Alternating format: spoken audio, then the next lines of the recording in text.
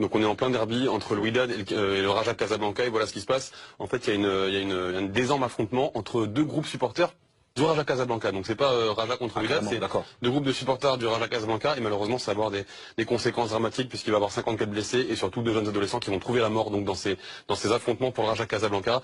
Du coup ça va jeter un froid tout de suite sur le monde ultra évidemment, surtout que ce n'est pas la première fois que cela se produit. En 2007 déjà, il y avait déjà eu un mort, cette fois-ci un supporter de Wydad Casablanca en marge de ce derby donc entre le Wydad et le Raja Casablanca. Et du coup messieurs, le gouvernement va prendre une mesure spécial évidemment, va essayer de prendre les devants et va décider de dissoudre tout simplement, purement, les ultras du Maroc. Non pas le Wydad, non pas le Raja Casablanca, mais tous les ultras, tous les groupes ultras marocains vont être supprimés par le gouvernement marocain. Et du coup, ils vont protester, les groupes de supporters. Ils vont protester évidemment, ça va prendre une forme, voilà, c'est ce qui explique un petit peu le contexte de pas beaucoup de supporters, c'est qu'ils vont décider de s'unir et de boycotter le début du championnat qui vient de commencer, donc 2016-2017 en août dernier. Ils décident de le boycotter tout simplement et lors de la première journée, messieurs, personne dans le stade, les stades sont vides. Alors pas forcément que les ultras, mais même les supporters de tous les clubs, ils décident de ne pas aller au stade, donc on voit les différents stades du Maroc en images comme en photo, mais personne décide ils décident de pas venir tout simplement au stade pour boycotter. Ça va durer les 4 premières journées et ils vont décider finalement lors de la 5e journée de faire une action un petit peu différente, encore une fois pour montrer cette unité. Ils veulent montrer qu'ils sont unis finalement, les ultras, c'est la première fois qu'on va découvrir ça au Maroc. Tous les ultras qui vont s'assembler pour faire une certaine action, pour protester contre cette dissolution des groupes ultras. Alors ils vont venir au stade.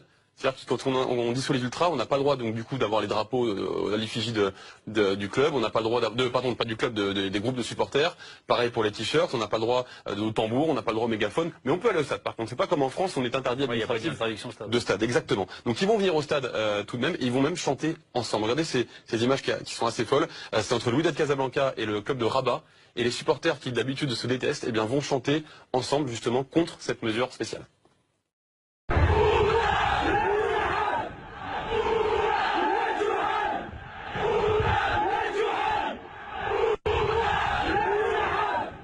Alors ce qu'il disait, c'est justement les ultras ne seront jamais dissous, les ultras continueront d'exister. Le problème, c'est qu'encore une fois, ils vont essayer de continuer à boycotter parce qu'ils ont du mal finalement à affirmer leur identité. Il faut savoir que c'est très important là-bas au Maroc d'appartenir à un groupe d'ultras de supporters, donc ils vont décider de boycotter à nouveau le stade et on va voir plusieurs tags fleurir un petit peu partout au Maroc justement avec une inscription qui explique voilà les ultras ne seront jamais dissous, les ultras existeront toujours en tout cas, c'est ce qu'ils revendiquent.